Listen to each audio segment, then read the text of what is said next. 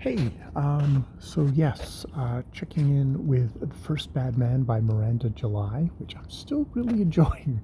People were saying they were overloaded on the quirk, but actually, it just seemed like very different people in this book. Different, but actually still recognizably, actually just human people in this book. Um, I'm vibing, I guess, with it. Which there's all of Cheryl's kind of really odd um, fantasies, being a middle-aged guy having sex with a 16-year-old, which maybe I shouldn't be vibing with. But there's a certain kind of porny erotica thing that probably is fine with me. It's like, oh, I get that. I can see why that's erotic.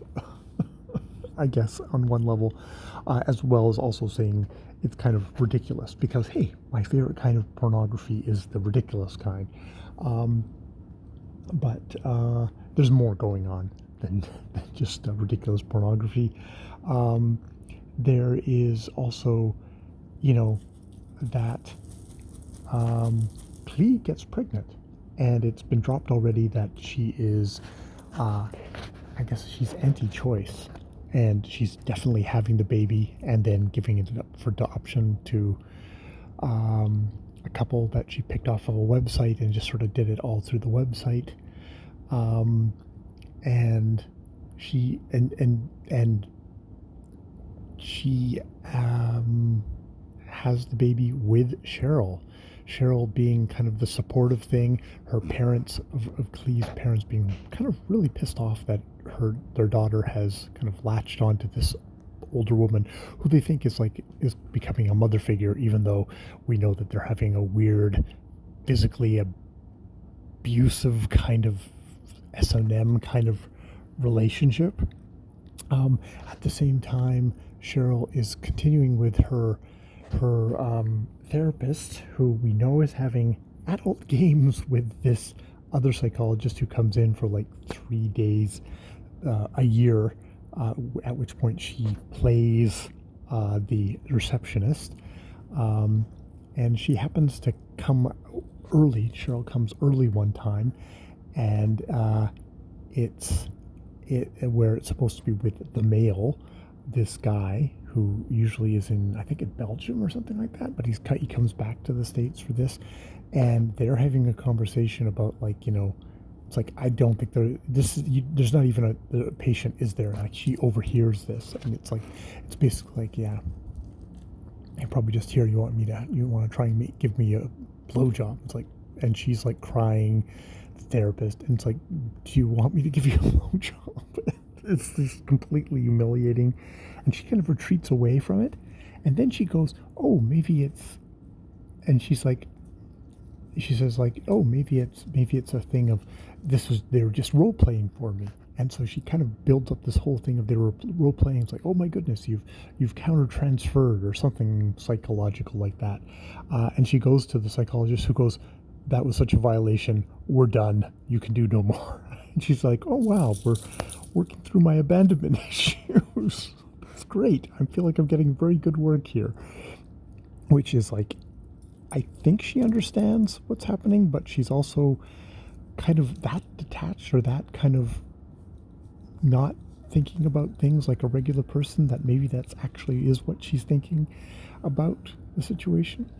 And so Klee gets more and more heavily pregnant, and indeed gives birth, but of course, classically, she doesn't want to go to the hospital. They've got a doula or something like that, a Lamaze coach or whatever, who's supposed to be there, but of course they're not there at the right crucial time. The gardener, who we've seen, who's a homeless guy who just wants to be allowed to work the garden, takes over, gives birth, and the baby is got something really bad is going on. Like, there's pea green soup stuff, and it's like, it's not good. It's bad baby stuff. We're just gonna leave it at that because I'm not gonna figure out the whole details probably.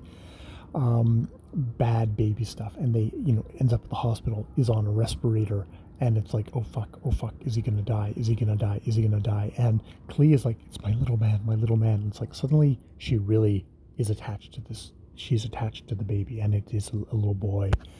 And Cheryl's like, oh, this is the reincarnated soul that keeps on reincarnating. It's like, and she wants, please, please stay in this one. Please, please stay in this one. And he's got the name that she has since her childhood, this made up name. Clee says, like, I want to call him Little Fat because I feel like he will be fat one day. Like, he's this tiny, shrunken, little, unhealthy, super preemie, or not preemie, but baby, like on a ventilator hooked up to all this stuff. And it's just like, oh God, is gonna live. She decides to keep it. And even when they're in this big distress, they start kissing. They just start out and out kissing. This is like, we're not punching each other and attacking each other in weird kind of self-defense kind of erotic scenarios that aren't sexual, are not sexual. They're super physical and anger filled and stuff like that. It's like, no, they're kissing, and it's like the softness of lips, and it's like, oh, this is sex, not all that kind of the ridiculous porn language that Philip was using with his 16-year-old's little sex fantasy child that he's abusing. But it's like, oh, softness of lips and stuff like that, and my God, are they going to have a relationship? And please, like, yeah, I'm going to raise it, because, like, how hard can it be? As long as he's not like a jerk or anything like that. Which, judging from her and how she's treated her parents and stuff like that. Her parents, who, like, Cheryl encourages her to call her mother when, like, she has given birth, and the mother is screaming at her and saying, like, what? Cheryl's there. It's like, oh, she's like really pissed off that Cheryl has seemingly supplanted them as parents, even though they don't know. And you get this things of like the nurses are like, oh, you guys are kissing now. We thought you were daughter and mother, because there's that kind of an age difference. Clea is like in her 20s and Cheryl is like in her 40s and probably looks older. They just assumed that it was the mother, but now they're kissing. It's like, oh, either it's that kind of relationship or, yeah. So that is Miranda July, the Frst Bd Mn, which I'm really enjoying. I'm really vibing on just the certain oddness of it all. All right, I will leave it there. More videos later.